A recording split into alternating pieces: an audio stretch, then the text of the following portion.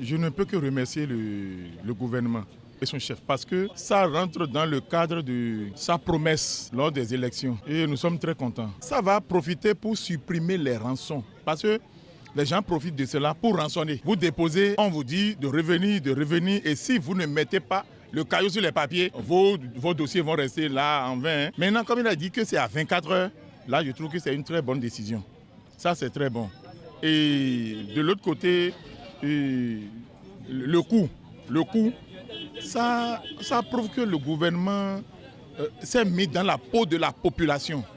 Parce que non seulement que ça ne va plus tarder, le coût sera réduit.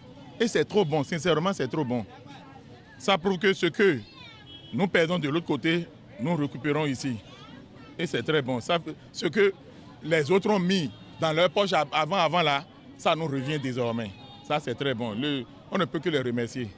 Ça sincèrement. Et aussi le troisième point, ce qui concerne le livret de bord, vous voyez, c'est un document très important pour le véhicule et pour le conducteur. Parce que tout ce qui concerne la vie du véhicule se retrouve dans ce livret.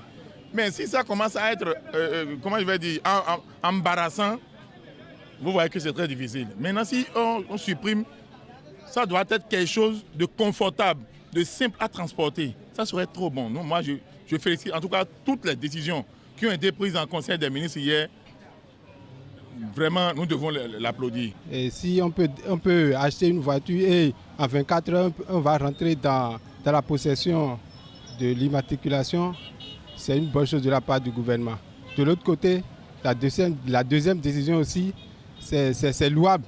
C'est louable dans le sens où on n'aura plus les livrets de bord et où, par exemple, quand tu charges par exemple sur les gares, on te demande toutefois, donne tes pièces. Ça énerve souvent.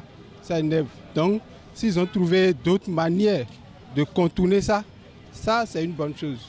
Moi, je salue le gouvernement pour son audace.